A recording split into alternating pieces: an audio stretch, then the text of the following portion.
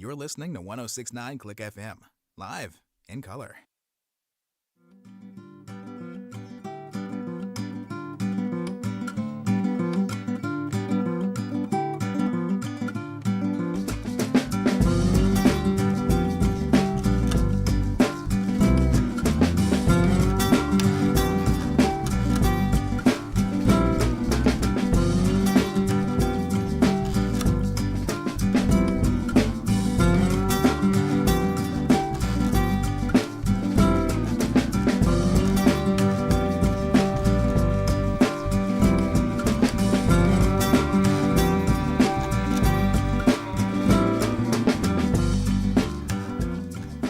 Alright, I figured that was a good reward for you all getting here for Ass Talk this afternoon. For those of you who may be here for the first time, Ass Talk is a little just sit around and chat with people about, the obnoxious clouds of sports prognostication and trying to find a few little nuggets of truth in there. And yes, Angie is here, very much still celebrating her glorious victory over the Kansas City Chiefs last night. Chargers fans, they take the victories where they can. I hope all of you are doing well today. I decided to keep last night's lighting setup here for today because I ended up talking to a couple of football fans as I was out running errands today.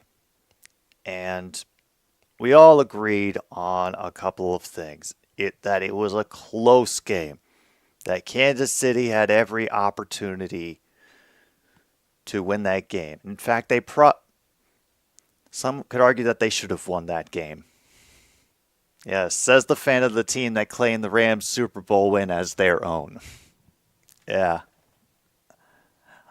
I tried not to do that myself. Oh yeah, that's definitely. Ooh. Just deep enough but didn't break the skin. Oh, that is impressive, Angie. Wow. And yes, of course, everybody is pointing out Kadarius Toney. And I think just the fact that Kadarius Toney had so many drops overshadowed some of the passes that got affected by pressure, even though I don't think Patrick Mahomes really got sacked, even if at all, last night. And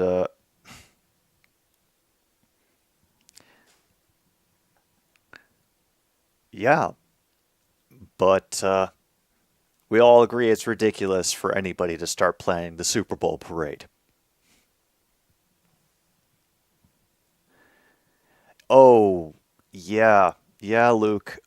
It was drop, and it was his one failure at ball control that led to the Brian Branch interception. It was just Branch being in the right place at the right time, and then taking off. It was like Madden in motion. Really.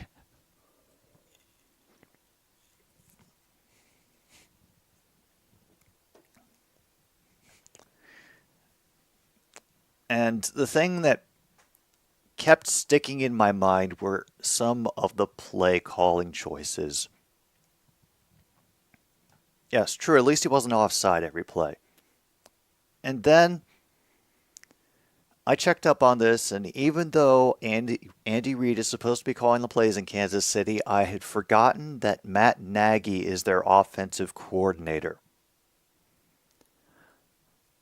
That somehow slipped below my mind underneath the weight of Kadarius Toney and all of his drops. Hello, MKI. Glad to have you. Ooh. Let's see. Giants kicker Graham Gano has signed a 3-year extension. $16.5 million with a little more than $11.3 million full and guaranteed. plus nearly $2 million more in injury guarantees. Oh, cool. Good for him, Gano. Get your bag. Yeah, I did see that, True North. Christian Watson is going to be out this week for the Packers with a hamstring injury, which is why I am not going to get too down on the Chiefs for losing last night. I truly am not.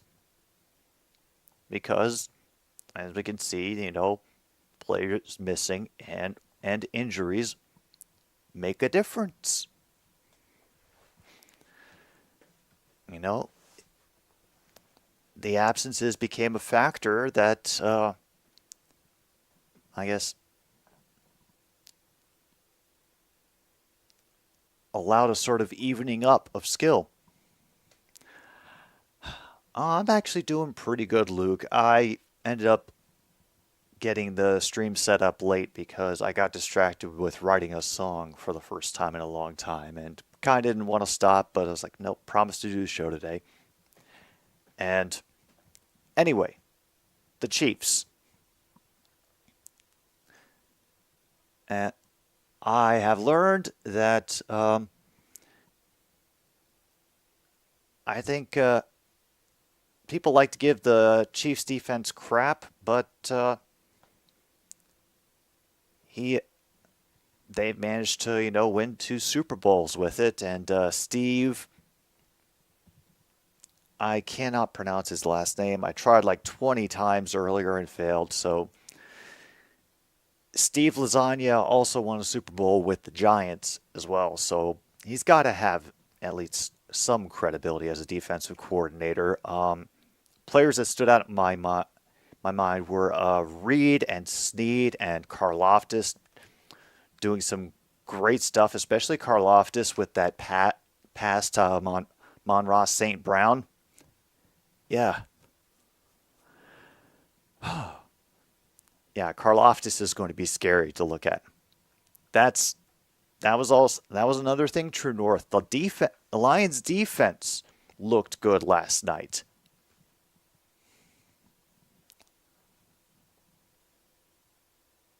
Again, damn. Oh my goodness, the Diamondbacks beat the Cubs 1-0? Are they just trying to throw the entire wild card into chaos right now? Oh my goodness. This would be. I have to check the Cubs. I might have to check the Cubs schedule. I might have to do a Cubs game. Yeah.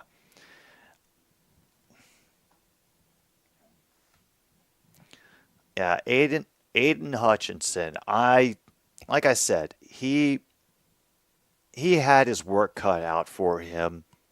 He was getting, basically interrupted in any way. I will not say, because they all do it to each other at some point. It's legal as long as you don't get caught. So, but he was still managing to either corral or force pressure onto Patrick Mahomes. And I think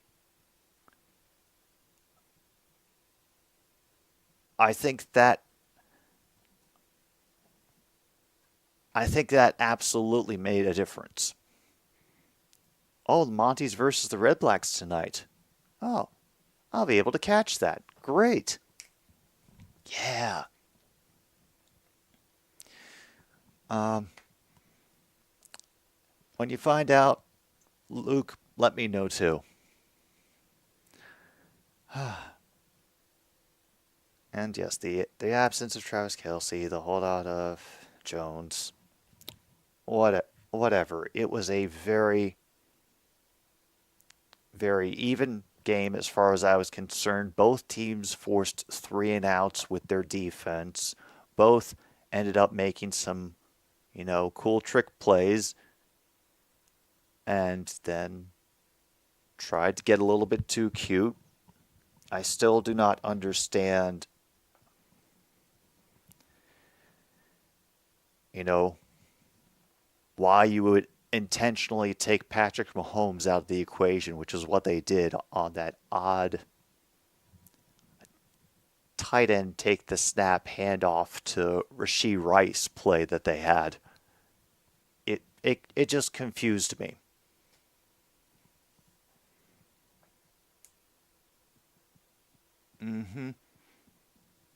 Oh yeah, he did a great deal of work, but there were other people that I do want to mention for the Lions. Kaminsky from our defensive line, who he is a grinder. He was doing all sorts of crazy shit in the preseason and making a great play early in the game to grab Mahomes before he could run for a first down.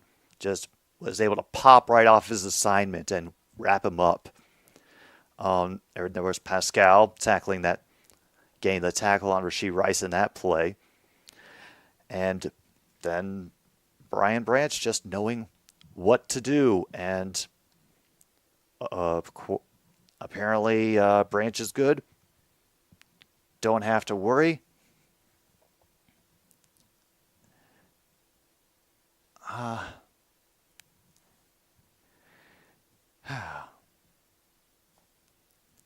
Yeah, and when I was looking up a summary of the game today, CBS was blaming it all on the wide receivers, which is, I want to say, a little unfair because there were some really ugly passes, be it due to pressure or getting hit or whatever. Yeah, yeah, Luke, I saw that thing of the ball boy in the major league game grabbing the live ball and throwing it into the stands. Oh, I would think of all the possible scenarios, that's the one that they would instruct you on the most specifically with the big red panic letters, never do this. Oh, hello again, Angie. I haven't forgotten you exist. You will be fed, I promise.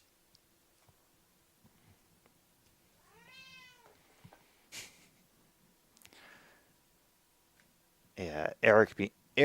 Enemy. Oh, Eric B. Enemy. One of the dudes I was talking to, all the people I talked to today were all avowed Bears fans, by the way. Um, did say that that play stunk of Matt Nagy. Uh, Now, MVS was targeted in the first half, and then they just kind of forgot about him. I was Once somebody pointed it out that we hadn't really seen him, or heard his name get called. I was like, yeah, that is interesting. Is I don't know, maybe it was adjustments made by the secondary? Who's to say? I mean, that's not something that I can really say for sure until, I get a little bit more of the season in front of me and I can put it into perspective. Oh, crud. A definite possibility that Cooper Kupp could end up on injured reserve. Well, got the ring. It was worth it. Oh,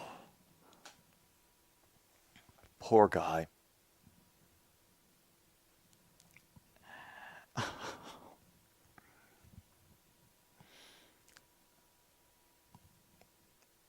But yes, the injuries are already starting to mount up as well.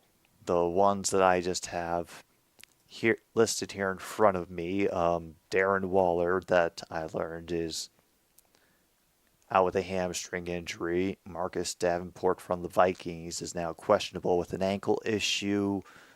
I mentioned Christian Watson. I saw that Romeo Dobbs is kind of still listed as questionable. So, you know, fingers crossed. Um, I remember I remember people mentioning both Jaden Reed and Malik Heath to me. All the Packers fans in chat. Do you think, from what you've seen of these two, do you think they will be able to step in and step up? Oh, good. My camera's broken? Fantastic. Sean Gary will be active for the Bears game. Okay, that's also good. McVay said the Rams have until Saturday to make the decision. If Kupp is placed on injured reserve, he would miss at least the first 4 games of the regular season. Okay.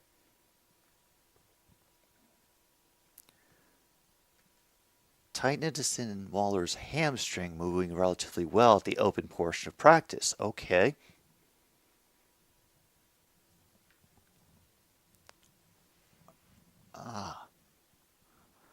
All right. So would you expect, in what way with this new information of with this new iteration of Christian Watson being out, what sort of responsibilities would you expect Jaden to be taking on? You know, certain plays that you think that they would try, make him more of a deep ball person. Not to like spoil the playbook or anything, but just how do you think the Packers will use him? Mm-hmm. Oh yeah. Oh, I saw that there is plenty of depth. I saw Samari Toure on there. You know, he must have made enough of an impression to be able to stick around, even though I never remember hearing his name get called much, but I wasn't able to catch a lot of Packers games last year. You'd say a bit of everything. Oh, an all-arounder. Okay. Used a bit like Deebo Samuel. Ha ha ha. You don't say. Well, now this game on Sunday just got even more interesting. So, in the spirit of today's sponsor for Ass Talk, I raise this to you, Packers fans. Screw City from the Prairie Street Brewing Company. It's like I always say, once you get your first taste of Screw City, you never forget it. Mm-hmm.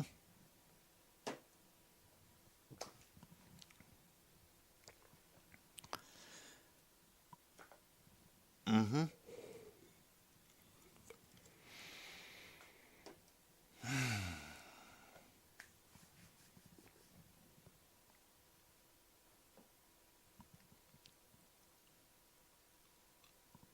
Let's see. All right, True North. A couple questions for you. Anything you can recommend that I keep my eye on in the match between the Monties and the Red Blacks tonight? And number 2, because the Canada Geese still won't talk to me. How are the Blue Jays hanging on in the wild card race like this? I'm kind of impressed. And honestly, I think they could, as it stands right now, they would play Minnesota if this is how things stay until the end of the season. So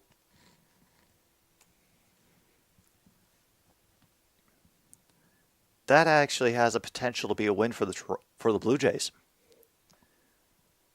Reed in motion. Musgrave is a tight end, lined up as wide receiver. Torrey deep. Dobbs' primary target, and Heath out of nowhere. Ah, like the trapdoor alligators. I gotcha. Mm-hmm.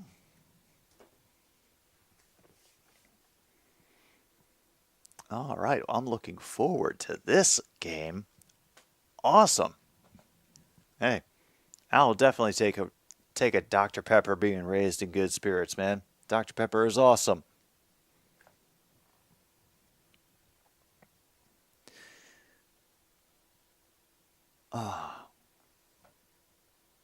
Does anybody think that the Rangers are well, let me take a look at this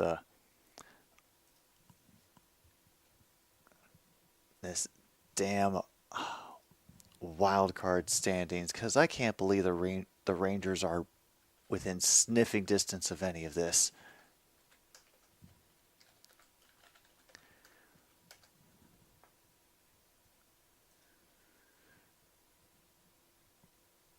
Oh, and Ambika and Ishii are here. Hello. Hello to you both. Texas Rangers collapse has been kind of ugly to watch. Yeah, they have a better chance fighting for the wild card than for their division, I think. And Dontavian Wicks is a yards after catch monster. Okay. Okay. Speed, evasiveness, or like powering through.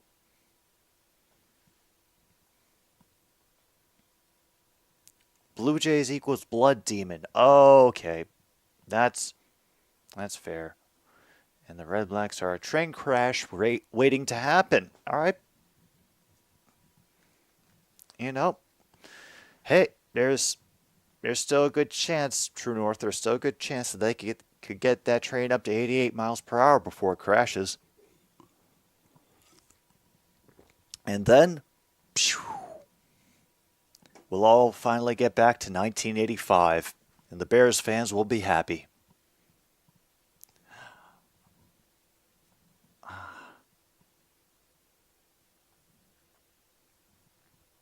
And actually, both of the Bears fans I talked to today were optimistic, yes, about their chances at Packers and about the season as a whole. Not saying that they're going to win everything, but they think they could at least show some improvement.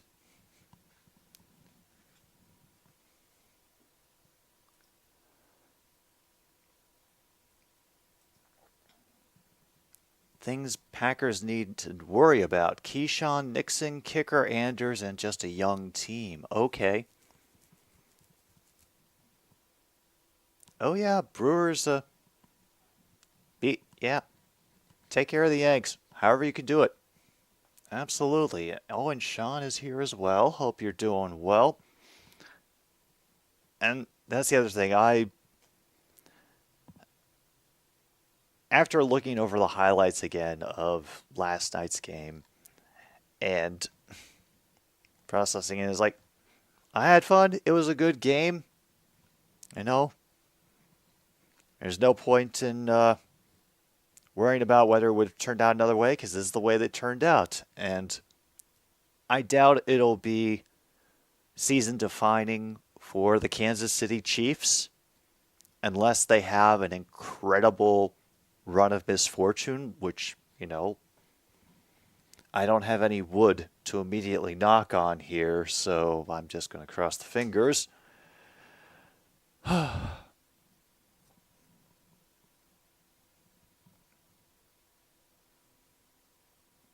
True North thinks Bears fans are overconfident because Rodgers is gone. Yeah. Don't worry about being late, Corn Man. It's all pretty casual here.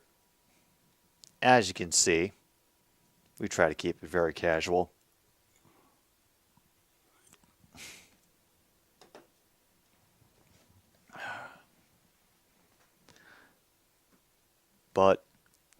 And I think this is what is so fun about the beginning of the season, is that there's such eagerness to see as much of every game as possible, because there's that curiosity of, well, we're going to be facing them in this part of the schedule. And so, let's scout them a little bit now, see what I should be on the lookout for. And then as the season goes on, there's the teams that are just like, yeah, doesn't matter. I know what to expect. Coburg, I'm doing well. I'm I am thinking forward to our next game against the Seahawks at Ford Field, which I am pretty sure is going to be a complete madhouse. Oh, I'm sure they pay the refs plenty, you know? It's like Goodfellas. Everybody gets a cut. Well, we mentioned the Kadarius Toney. I think Kadarius Toney pushed other aspects of the game further down in people's mind, like how, there were some, some minor issues with the offensive line, especially with them taking those late penalties.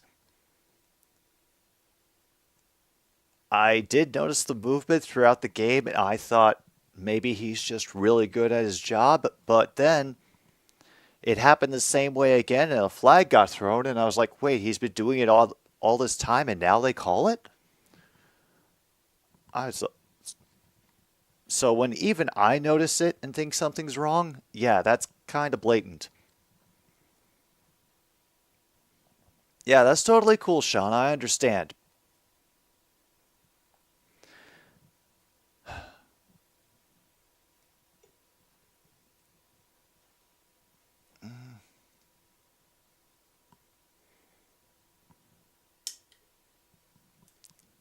I think here's the best way that I can explain the excitement about Justin Fields. I think it is the fans feel like it's the first time in a long while that the team has actually focused on trying to develop a quarterback the right way, and they've been keep begging and pleading for them to not screw this guy up. So, and I think they just want him to have survived Matt Nagy. That's all. The same way that Trevor Lawrence survived Urban Meyer. And look how proud we were of Trevor Lawrence for the season he had after Urban Meyer left. I think it's the same thing with Bears fans and Justin Fields. Oh, that game, it was nuts, man. The game was nuts. It was good, and it was fun to watch.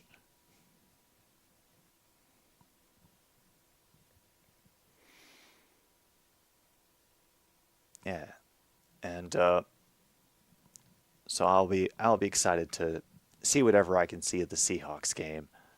And Ken Walker is medically cleared and set to play on Sunday versus the Rams. All right. Mm-hmm. Oh yeah, yeah. Well, I can. Well, I'll just leave that thought inside. Not going to reply to that. Great. Koberg, that's totally fine if you have to root against us. I'm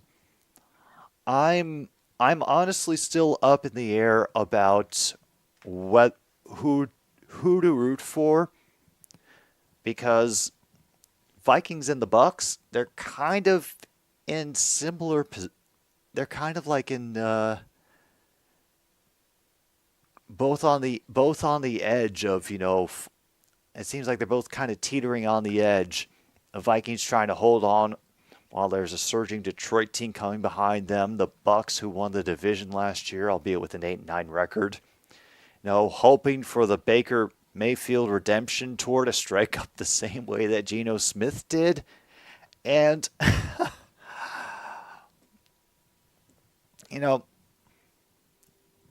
I understand why Monty didn't want to watch the game. I think a lot of people feel bad for Baker after the Cleveland experience, and then Carolina happened. But who knows? Maybe this will be a good chance for him. But I'm also curious to see how Alexander Madison will function in the RB1 role as well. All right, Ambika, I hope you do well. Colorado 17, Nebraska 10. I'm going to say Corn Man, Nebraska 17, Colorado 3.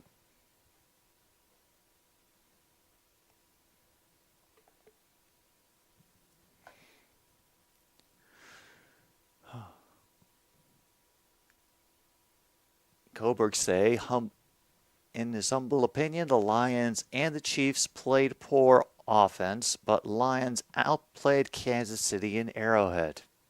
Well, yeah,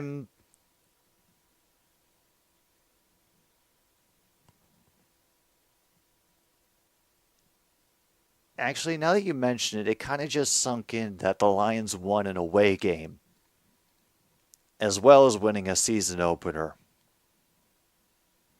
in prime time. Damn.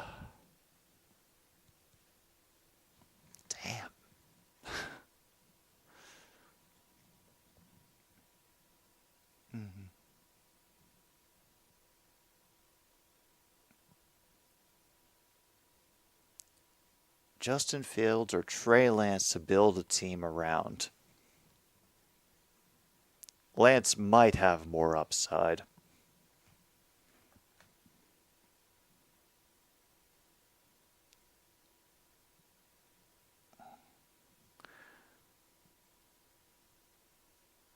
Yeah, it is weird. It is weird. I don't know how many people ever show up for the streams. Like I say, I close the window and I don't count. But it was weird. It's the whole week before to hear so much talk. You know, it was expected by the virtue of being the first game of the season, but damn. And if, Lions fans could feel that on, just by reading the news and social media, imagine how the players felt. And then to have to shrug that off and go in to Arrowhead like that.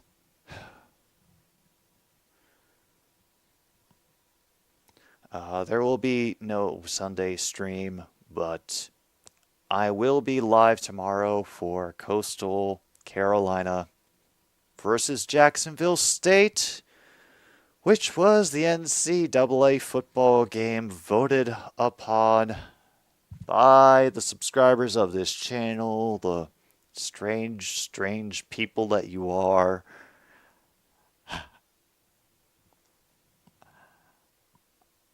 There will be bingo, so yeah.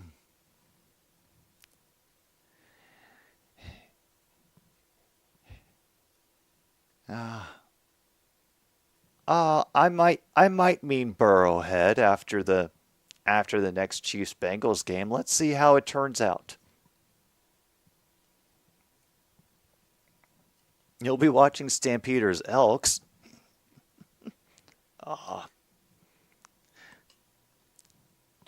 Yeah, that is very, very odd. But I also wonder if, you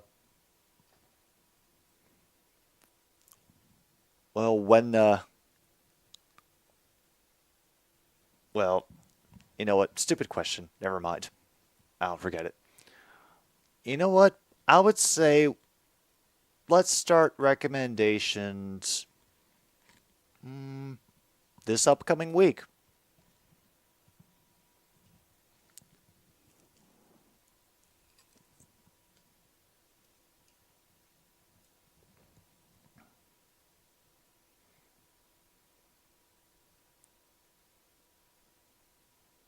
Oh, dang.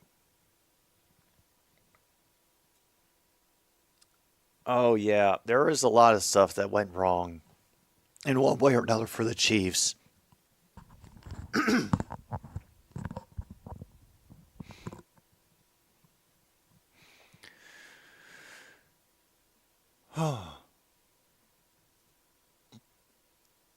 Yeah. And we were lucky, but sometimes luck can do wonderful things. And you know, I'm sure that luck will come back to bite us in the ass at some point during this season. And then everybody can feel free to say that it was karma for that Chiefs victory. Or that they made a deal with the blood demon and it backfired or whatever.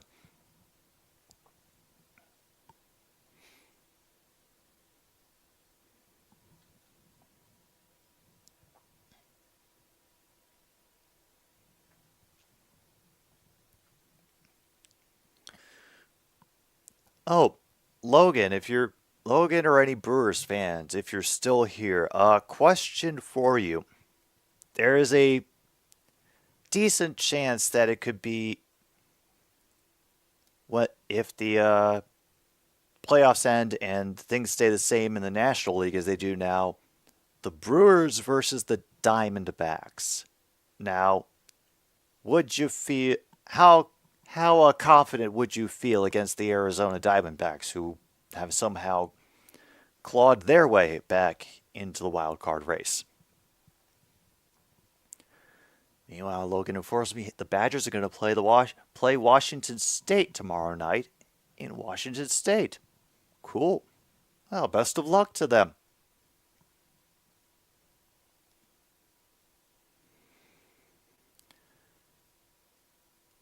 Oh dear. Hey. Well, it was a good run while it lasted, I suppose.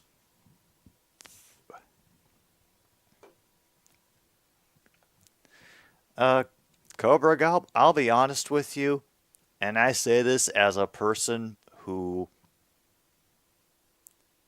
you know, will be glad as hell when the Vikings finally win their first Super Bowl. That, I would have absolutely no problem with the Bears doing well this season.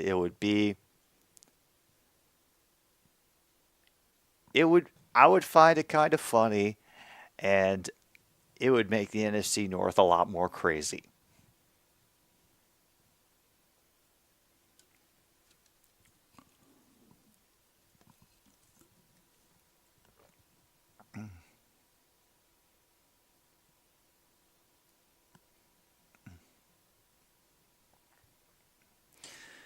Wow, I think I just learned a little bit more about what True North may either do in his spare time or for his main job, and wow, cool. That was an eye-opening moment.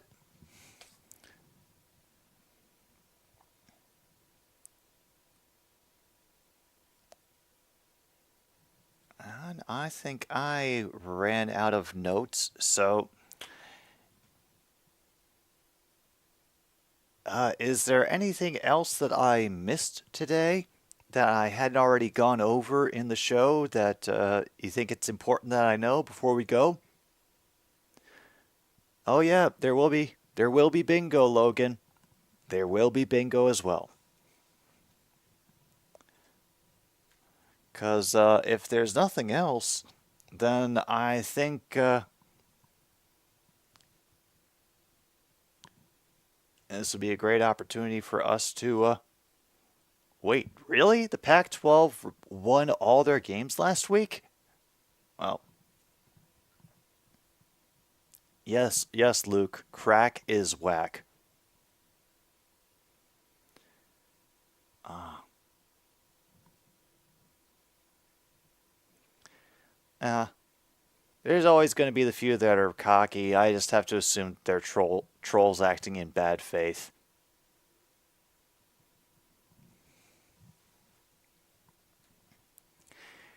Yeah, but there's also respect.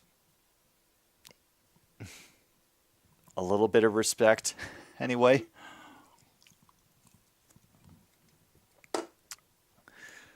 All right, well, with that being the remains of the Screw City, I think this is a good time to wrap up this episode of Ass Talk. And thank you all for dropping by, everybody. A lot of names I wasn't used to seeing, and I'm glad that you all came here. Yes, we'll always have Screw City. I will see you tomorrow night for Coastal Carolina versus Jacksonville State. This is Jim B on 106.9 Click FM. Good night, Milwaukee, wherever you are.